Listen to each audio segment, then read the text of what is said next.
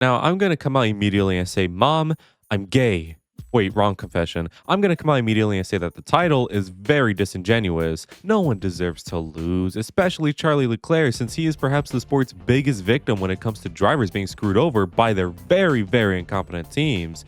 There is this tweet I always come back to that I unfortunately couldn't find, but it says that to the unsuspecting person, they will think Charles is a serial bottler when in reality, 90% of his fuck ups are from the Ferrari team themselves, finding new ways to fuck Charles even harder. And I truthfully believe this since I don't know how many times I've gone into detail on some of Charles's quote unquote bad races. The example I always like to bring up to justify this is France 2022. This race saw Charles crash spectacularly out of the race, and many see this as a potential bottle, and it certainly is. However, not Charles's bottle. For context, the team told Charles to stay on his soft tires 20 laps in the race, mind you, around Paul Ricard, which is basically a death sentence for them. And with so much wear on the tires and with the team in your ear telling you to push to the maximum, of course Charles spun it into the wall and DNF'd. Some may say, well, Charles should have taken initiative then and tell the team he is pinning when he wants to. And on one hand, I definitely agree since Charles has screwed himself over by not doing this before. However,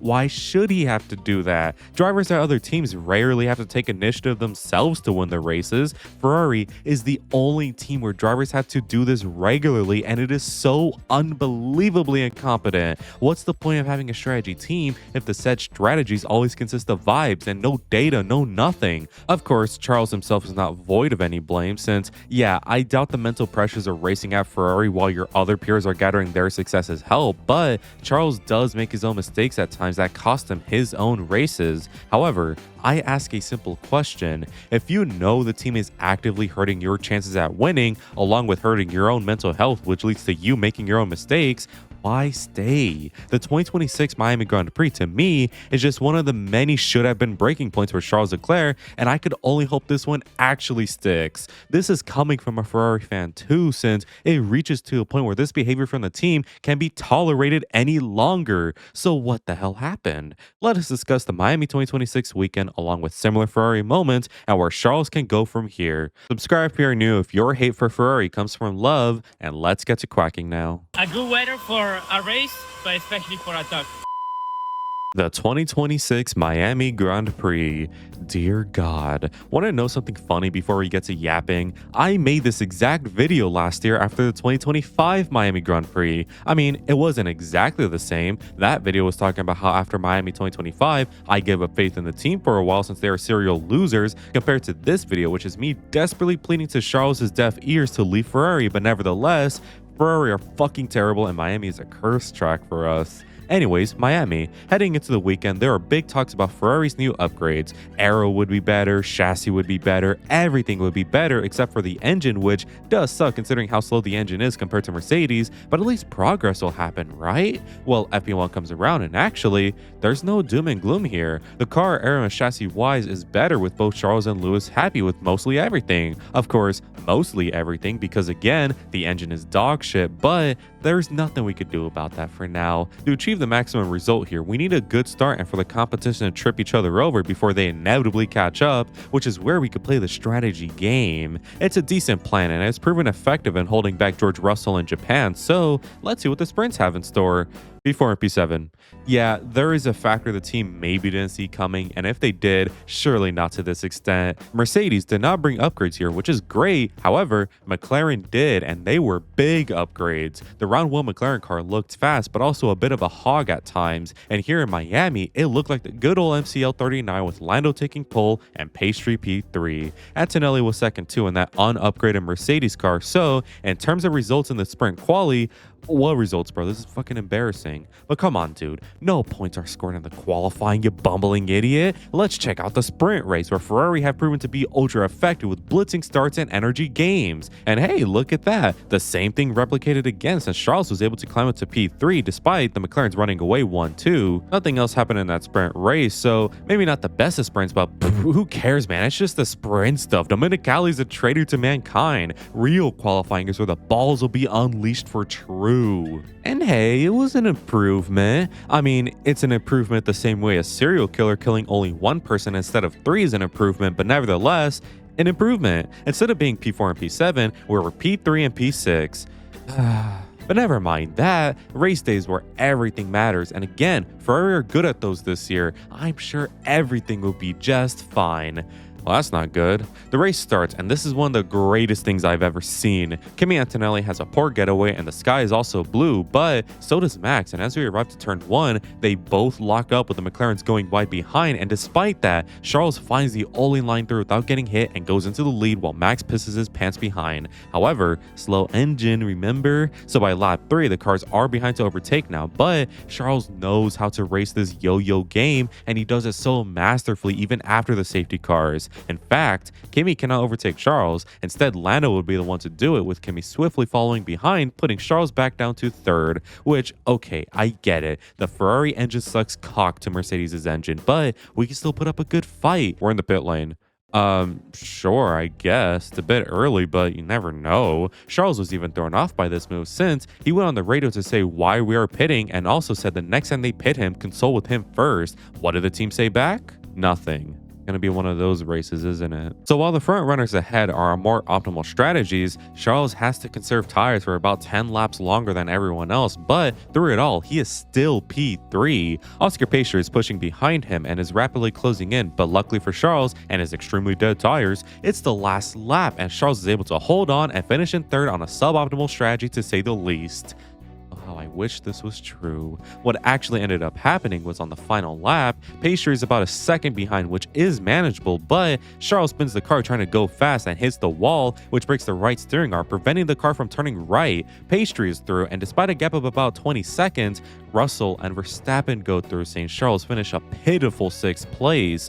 However, that is not even the end of it, since with Charles unable to be right wing, he had to cut the track a lot, which earned him a drive-through penalty or a 20-second time penalty after the race, dropping him further down to 8th place. Even when you do everything right, you get nothing from it. The Ferrari story. What really irks me a lot about this race specifically wasn't even the bad strategy, but the way the team reacted. Charles rightfully questioned the pit stop and the team was just silent.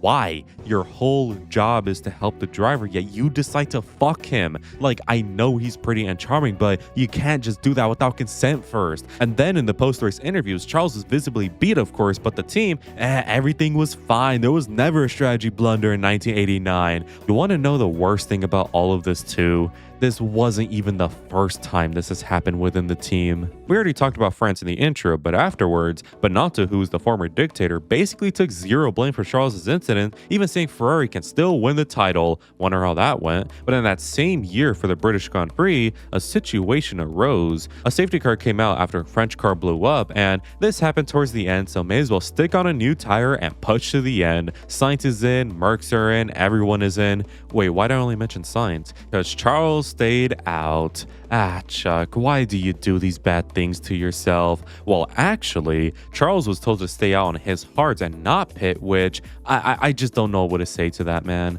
Charles did put up a fight to the end, but still loses out thanks to tire wear. And then after the race, not only is Charles scolded after the race for complaining, but in the interviews, Binotto is like, nah, we didn't mess up the strategy. We want a track position to build a gap under the safety car. It's fine. And the thing is, this is happening in every single year that Charles has been with Ferrari. In 2019, an example I always think of is in Singapore, where Charles took pole and was leading the race and was on track to win his 3rd race in a row. But his teammate Sebastian Vettel was told to pit before Charles, and when Charles finally pit, Seb took the lead, and when Charles was asking what was going on, nothing. Singapore is a hard track to overtake, and especially on the old layout and in these big ass downforce cars, so Charles was unable to close up, leading to a win taken away from him. Afterwards, Binotto denied any and all wrongdoing. Even post Binotto, nothing changes either. Remember Miami 2025? Charles and Lewis were slowly catching up to the cars ahead, but were on different strategies. Lewis had fresher rubber than Charles, and what the team should have done is swap the car so Lewis can push with Charles close behind on older tires. What ended up happening though is the team told the drivers to hold positions, and when they saw they lost like 30 seconds in one lap, then they swapped the the cars, but Lewis's tires were already dead from running behind a slow car, wearing down the tires. So they swapped the cars again and nearly got overtaken by Sainz by the end of it when they weren't under threat from him before. Afterwards, Fred Vasseur this time is like, no, nothing went wrong. It was just a minor mistake. Trust me, man. It's just despair after despair, man. What can I say? So why? Why must this happen? Why must Ferrari do this?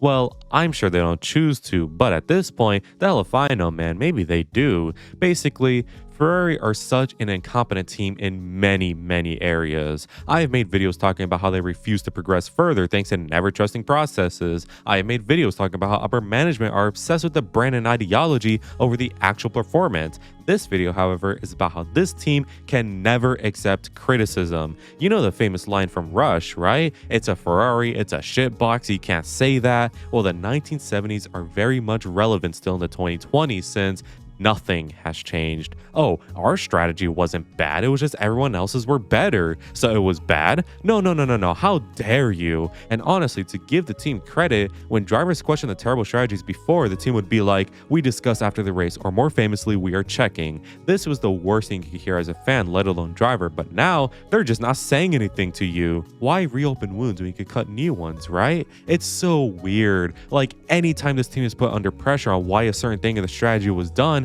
they just refuse to claim or say we weren't on their wavelength or some shit instead of being like, my bad. I think the last thing I would want from my Formula One team is for them to ball up anytime criticism is said about them, especially when it comes to strategy. Charles knows this all too well, I assume, so I ask another question. Is it over? Should he leave Ferrari for good now? Over the winter break leading to 2026, there were talks saying how if Charles didn't see meaningful progress this year, he would leave and offer his services elsewhere. Charles Leclerc is saying this, the golden boy of Ferrari who declared he would bring glory back to Maranello. He is saying this. It looked positive at first too. The team is second fastest to Mercedes and with perhaps a good engine could be right back at the front and maybe challenge for the title. It was such a step up from the mid of 2025 and it seemed hope was there at Ferrari for Charles. But despite the car performance being better, it seems the team is the same old. Bad thing on the car, blame the last dude. John Elkann is coming, tell him everything is fine at Ferrari. Like, we had a bad strategy in the race. No, you had a bad strategy in the race.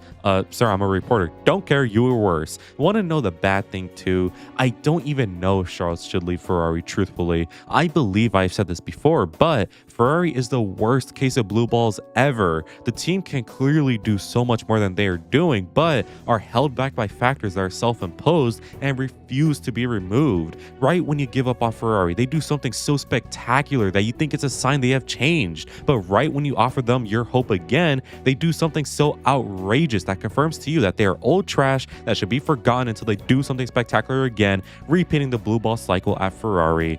I know for a fact Charles is aware of this. I think the worst case scenario and a very real likely one is Charles finally puts his foot down and leaves Ferrari, only for the team to actually be good for once and be everything Charles wished he had during his time there. So I think he wants to prevent this by staying at the team, but by doing so, he is hurting his career and again, blue balls. Will Charles ever leave the team? Hell if I know, man, but if he does, let's ask one final question. Where the hell to? Charles is a hot commodity in the Formula One paddock. I feel like any team would be thrilled to bring him aboard, so I don't think there is an issue in finding a team. It's just which really need him. Well, allow me to present you a possibility. Recently, rumors about Oscar Piastri to Red Bull are sprouting up in the anticipation of Max Verstappen's retirement soon. So, if Oscar goes to Red Bull, who fills that empty McLaren seat? I think you know where this is going. Charles and Papaya is like Figo going to Real Madrid, but guess what? It happened, so it's not out of the realm of possibility. And by doing so, unless McLaren gets sacked for their team,